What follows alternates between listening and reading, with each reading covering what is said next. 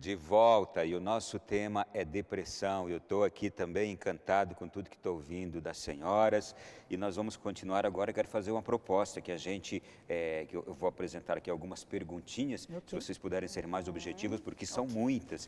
Eu tenho certeza que nós vamos ajudar tanta gente com essas perguntinhas aqui, não é? Para começar, tristeza é sinônimo de depressão? Não. Tristeza é um estado natural que faz parte da vida da gente, geralmente é temporário e não atrapalha, não tem um sofrimento tão intenso quanto um quadro depressivo. Para você enquadrar como doença, depressão, você tem que ter algum prejuízo na sua vida interpessoal, na sua vida profissional.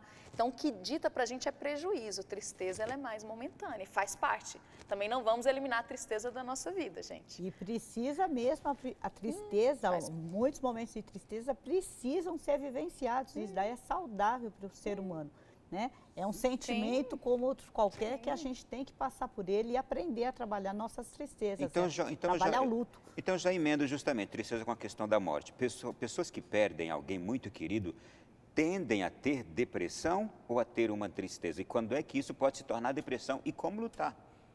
Nós falamos muito em luto, né, após a perda, né? E o luto faz parte dessa tristeza, faz parte um choro, faz parte uma lembrança. Não deve ser abolido, né? Não deve ser abolido, é necessário, é um processo de superação, faz parte do processo. Agora, repito, se você começa a ter muito prejuízo na sua vida, né, assim, interpessoal, você começa a deixar de sair, deixar de responder a algum estímulo, mesmo você triste, em luto, a pessoa consegue modular o afeto ainda. Tem alguma situação bacana, ela responde, ela até sorri, ela oscila e tudo, né? Mas quando ela começa a ter prejuízos mesmo, pode ser um quadro depressivo que veio e que ela não está identificando. E a família tem muita dificuldade nisso. Fala, não, é porque o papai morreu, espera mais um pouco, espera mais um pouco. E nisso eu posso estar cronificando o quadro depressivo. Essa espera mais um pouco e a espera natural e o tempo natural, seria de quanto tempo mais ou menos? A tristeza de um luto? É muito individual. Antigamente a gente falava nos nossos manuais em 6 meses, mas hoje o que guia a gente é o grau de prejuízo, de sofrimento. Então, um profissional vai saber avaliar, se vocês tiverem dúvida, até eu falo para os familiares, é melhor passar por uma avaliação, porque ele vai saber julgar se já é um quadro, se é um luto complicado ou não, sabe? Ele vai ter essa crítica. Tem até aquela E frase... a gente tem que lembrar que as perdas, o luto, não é só por morte, não. Sim. A gente passa por muitas perdas importantes na vida, né? Quando você fica sabendo que está com uma doença grave, a pessoa passa por um processo difícil aquilo, uma demissão de muito tempo, uma demissão, nós estamos vivendo nesse momento uma época de muitas demissões. Isso gera depressão, negócio, né? Nossa. Gera aquela, tem que ter um processo, né? Por exemplo, uma traição num casamento, ou a dissolução de um casamento, a traição numa sociedade. Então tem vários motivos que a gente considera essas perdas que trazem a pessoa a viver esse momento, esse processo de luto, que tem até várias etapas, ele não é um processo linear que todas as pessoas, né? Eu posso viver o meu processo de luto de uma forma, ela de outra e você de outra, porque não é um linear, mas dizem que essas etapas, né? A primeira é aquela reação de você negar que tem aquele problema, que tem aquela perda, é a negação, depois viria a raiva, né, de você, não, por que está sendo, até com Deus, as pessoas falam, por que Deus está trazendo, por que está trazendo isso para a minha vida, eu sou bom, eu sou uma pessoa religiosa, por que está acontecendo isso comigo, né? A raiva, depois a gente diz que a negociação, até de fazer algumas negociações para dar certo, a depressão, que a gente fala que é a fase maior, mais extensa, até chegar à aceitação.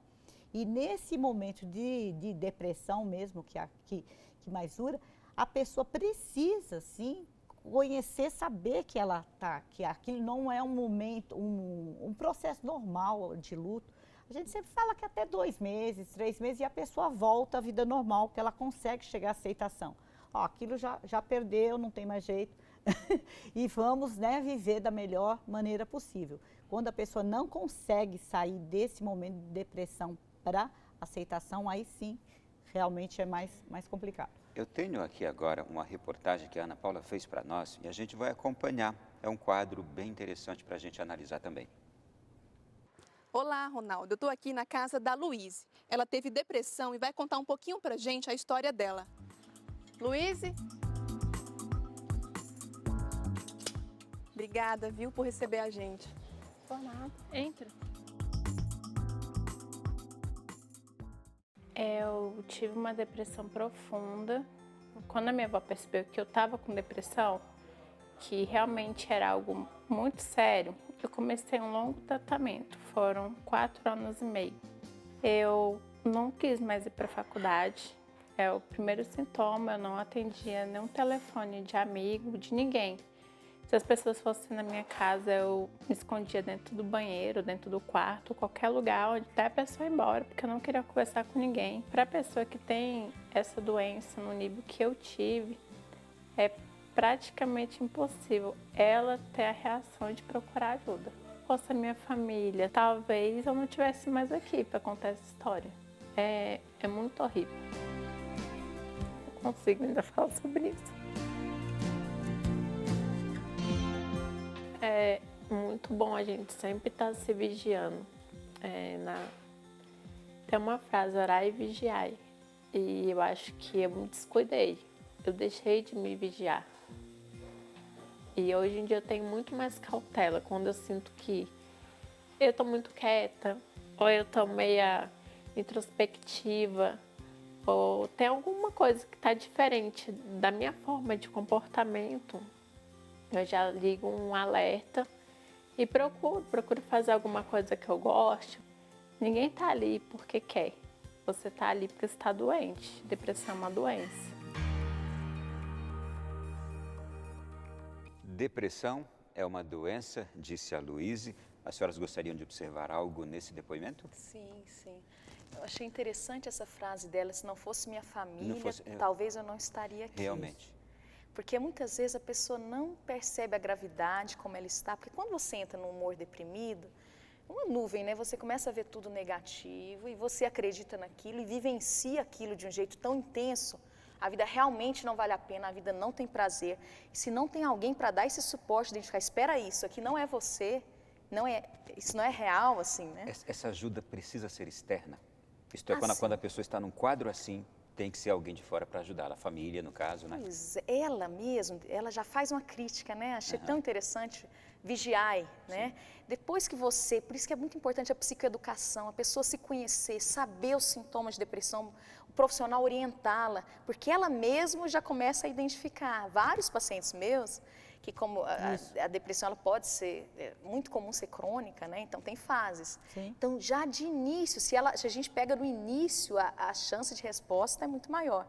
Então o indivíduo já começa, olha, eu já estou voltando àqueles pensamentos negativos, já estou ficando, sabe, assim, desanimado, minha energia, então ele mesmo já identifica. Mas uma primeira crise, olha, um adulto jovem, ela está dentro da nossa prevalência, época de faculdade, né, que ela disse. Então ela vai se isolando, isso para ela é normal, ela não quer encontrar ninguém. Então é muito importante ter um familiar que identifique e fale, você está diferente, você precisa de ajuda, existe ajuda.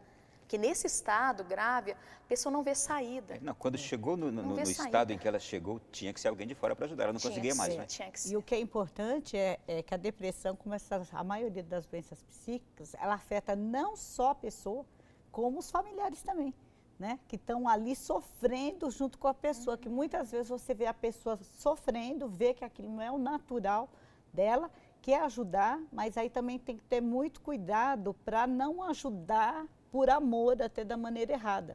Porque a gente tem a tendência, né, quando a gente gosta muito de alguém e vê que alguém está com um problema, de resolver aquela situação pela pessoa. E não pode, a pessoa tem que vivenciar esse próprio sentimento que ela está na hora e querer se cuidar, né?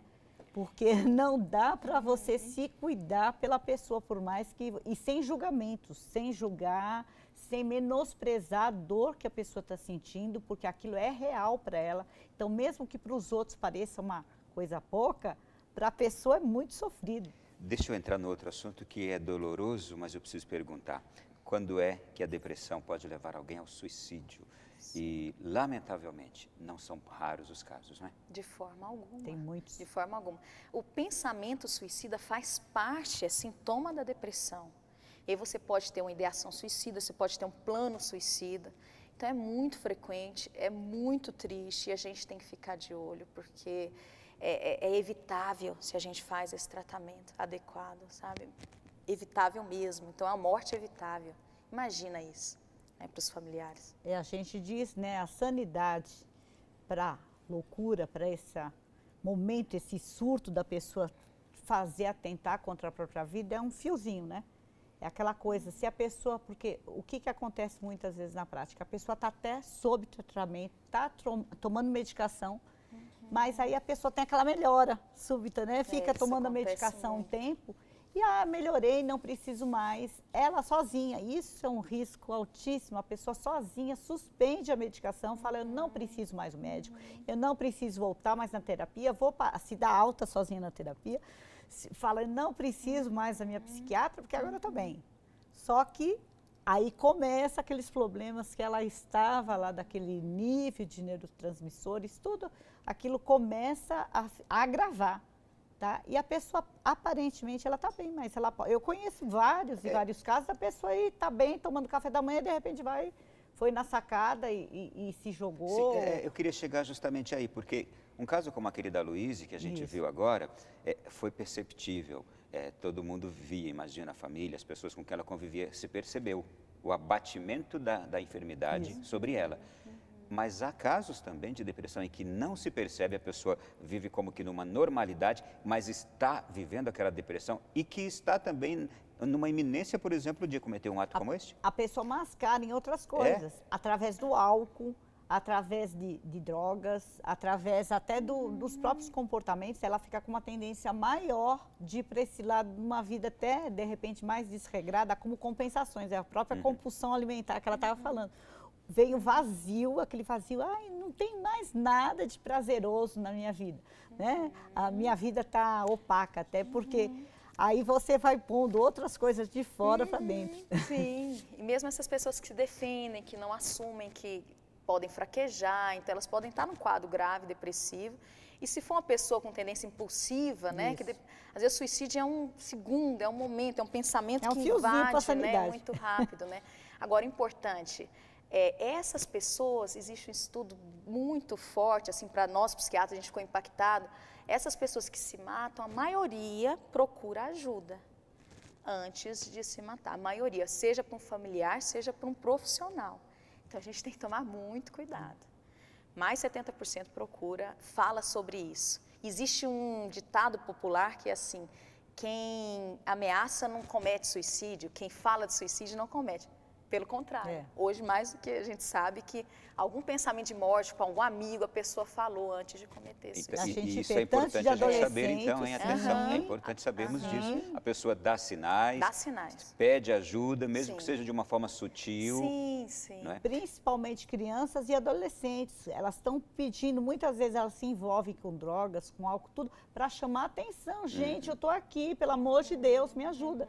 Né? E muitas vezes não dá. Aí vai para o alto do shopping e pula, porque a pessoa fica num momento de desespero mesmo, como a gente tem muitos casos também na velhice, de isolamento da pessoa achar, eu não sou mais útil para ninguém, eu não tenho mais, né? Eu não tenho aquele status que eu tinha, a gente tem o caso do Valmor Chagas, há pouco tempo atrás, daquele ator americano também. Então é aquela coisa, é um momento de desespero da pessoa, parece que não... Eu tenho aqui a opinião de um nutrólogo chamado Silvio Laganá, que ele diz que a alimentação funcional ajuda contra a depressão. E aí ele cita aqui alguns tipos de alimentos ricos em ômega 3, peixes de água salgada, como a sardinha, semente de linhaça, aveia, alimentar-se de 3 em 3. Tudo isso ajuda também? Existem estudos comparando a dieta mediterrânea, né, com a dieta americana, por exemplo, que a gente imita muito, né, de fritura, de embutido e de tudo. E a gente vê essa relação super interessante de uma dieta com azeite, uma dieta natural, favorecendo a prevenção da depressão. Existem estudos com ômega inclusive, que a gente faz hoje, em muitos casos, reposição de ômega, que a gente praticamente não tem muito acesso, né? Salmão do mar, né? É difícil isso na nossa dieta, né? D3, o sol, gente. E a vitamina D, eu ia falar isso, tem 2 pontos que já tem estudos bem documentados. Com certeza. Deficiência de ômega e vitamina D. D3. A maioria dos pacientes que eu peço está baixa, porque a gente não pega mais sol, usa protetor.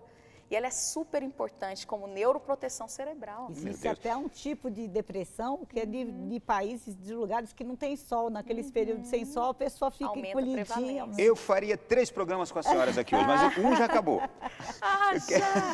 Eu quero aqui agradecer imensamente. Para mim foi imensamente rico ouvi-las.